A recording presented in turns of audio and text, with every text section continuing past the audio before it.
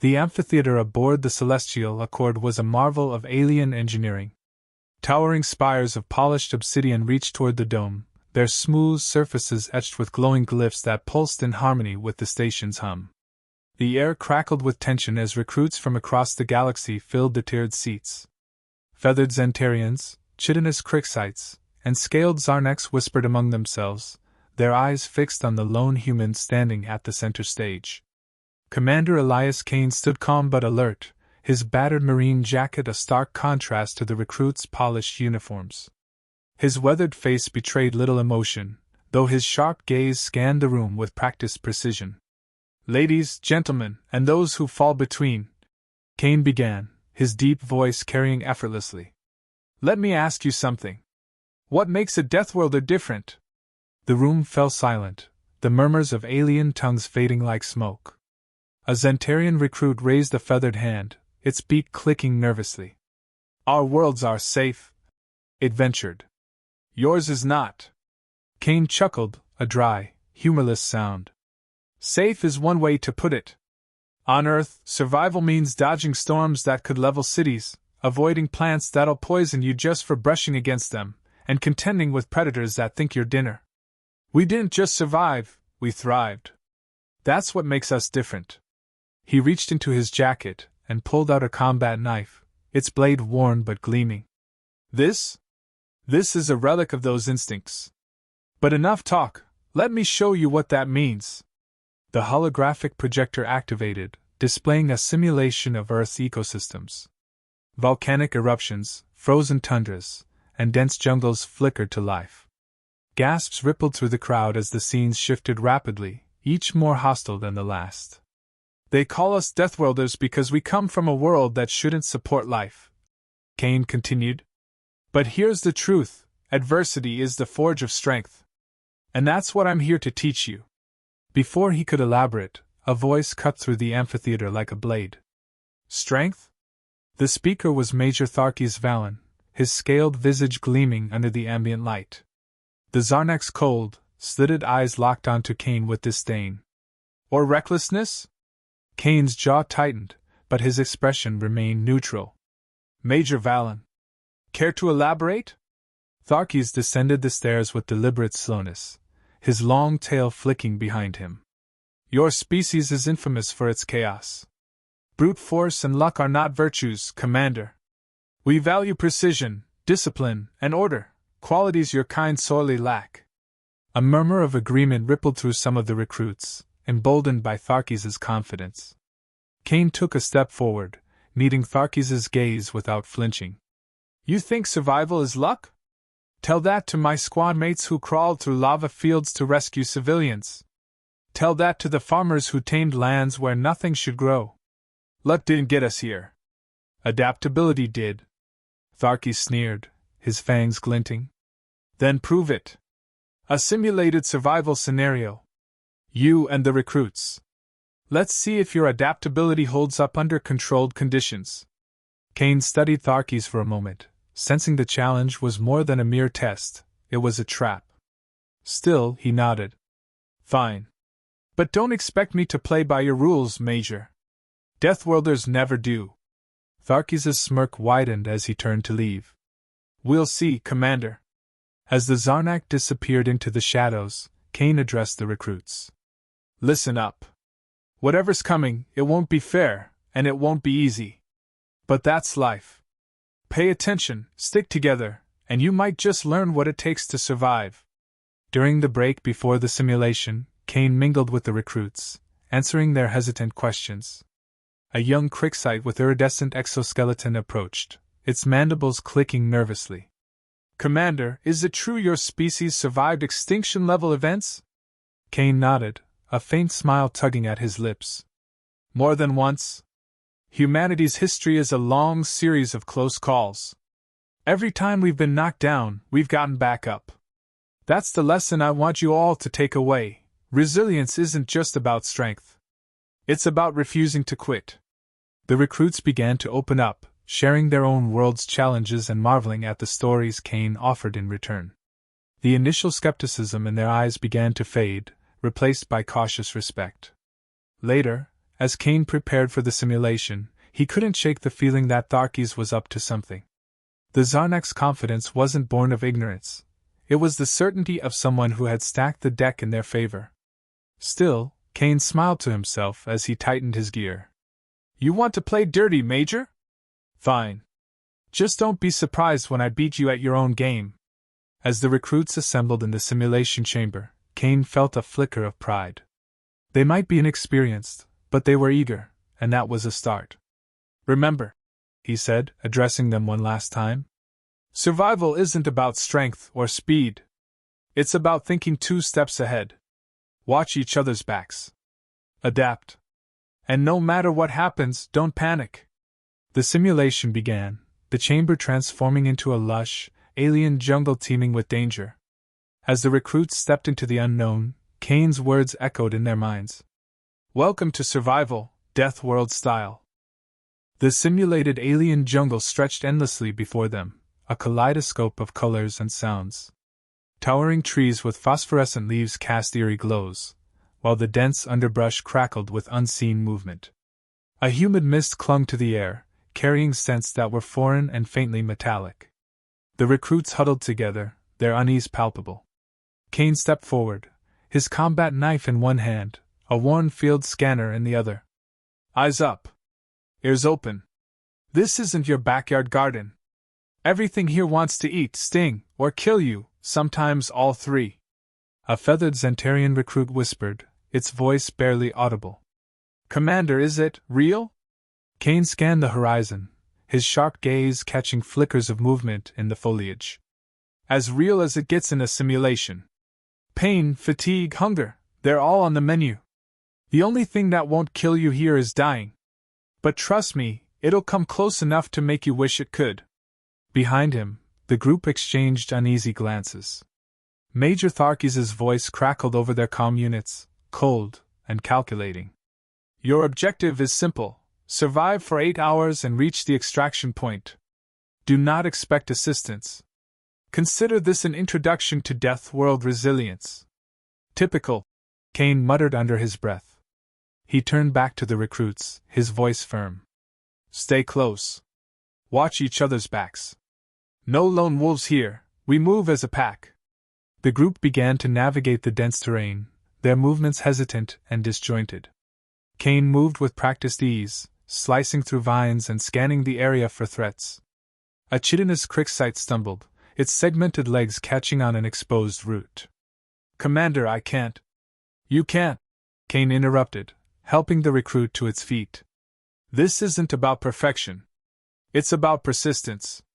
Keep moving. The jungle came alive around them. In the distance, the shrill cry of a predator echoed, followed by the rustling of underbrush. The recruits froze, their eyes darting toward the sound. Don't freeze, Kane ordered, his tone sharp. Fear's natural, but letting it paralyze you gets you killed. Focus on what you can control, your breathing, your steps, your team.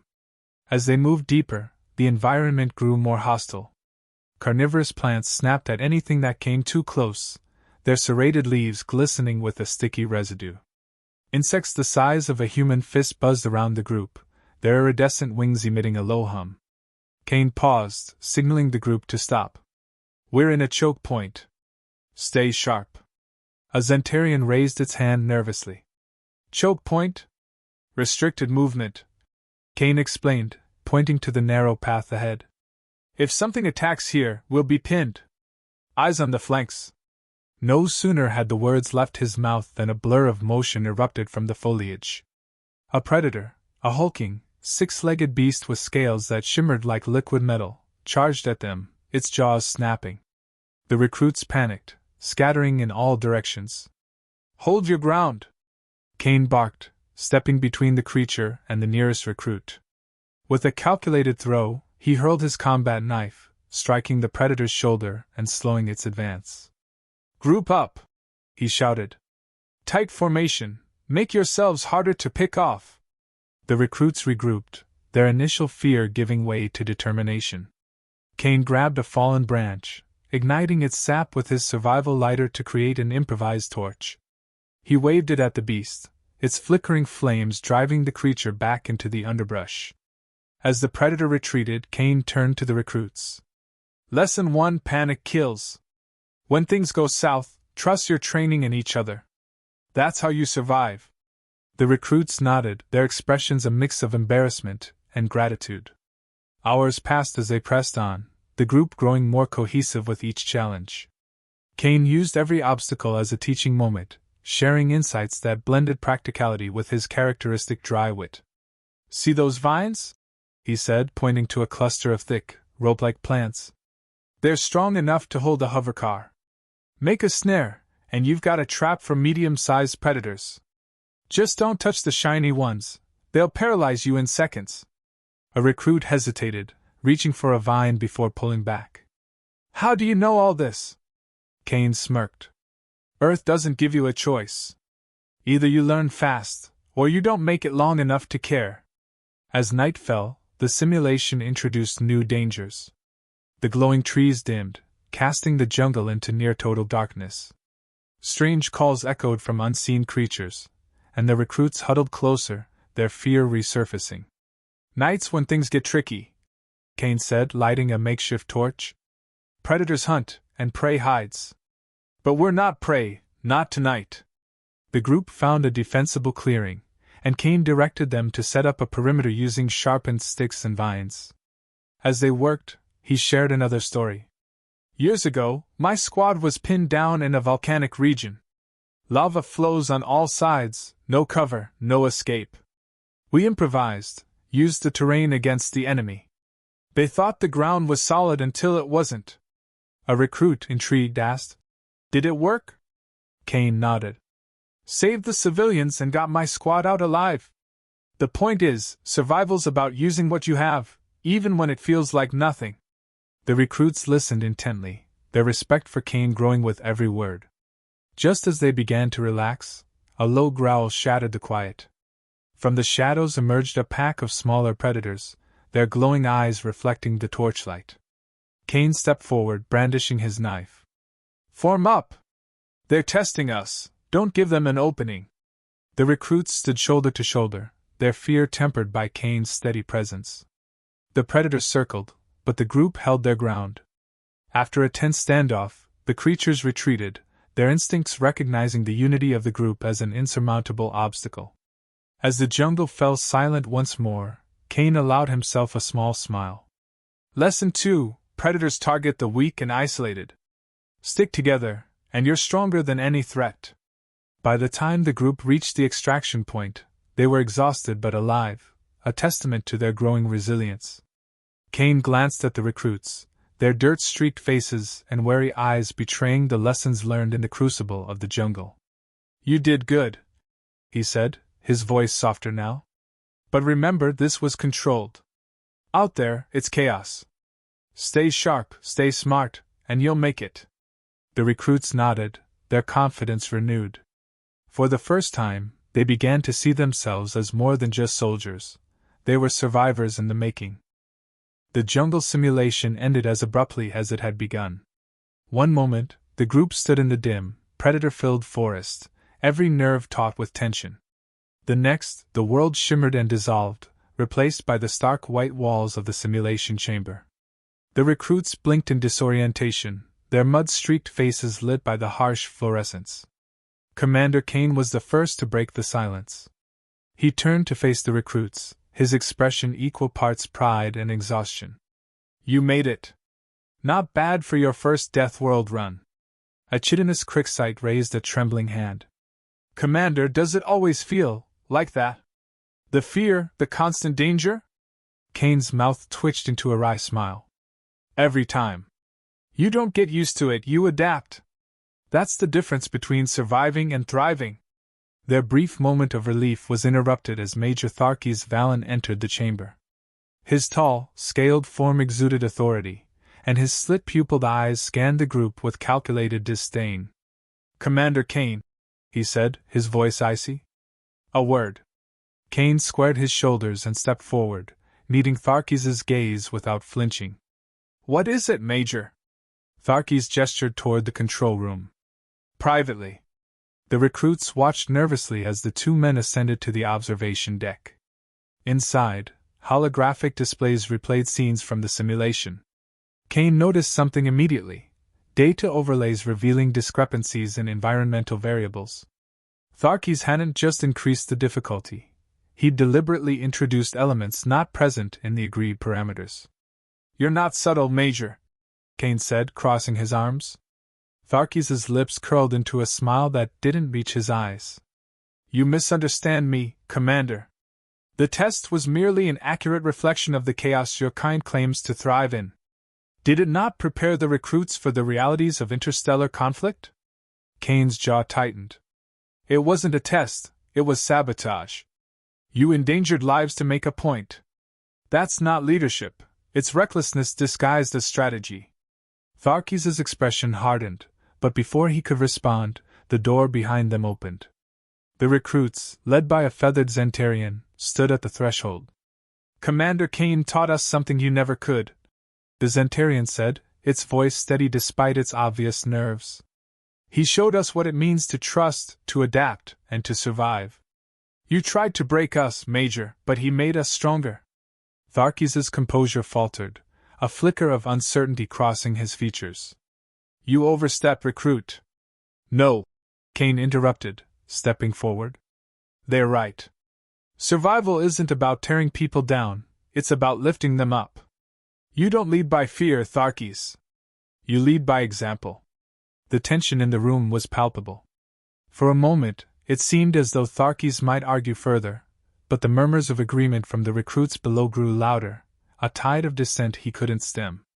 Finally, Tharkis turned and left without another word, his tail flicking behind him. Kane exhaled, the adrenaline ebbing away as he turned to the recruits. "You didn't have to do that," he said quietly. The Zentarian tilted its head, its feathers ruffling in a gesture of pride. "You didn't have to save us, but you did. We owe you, Commander." Kane nodded, a rare smile softening his features.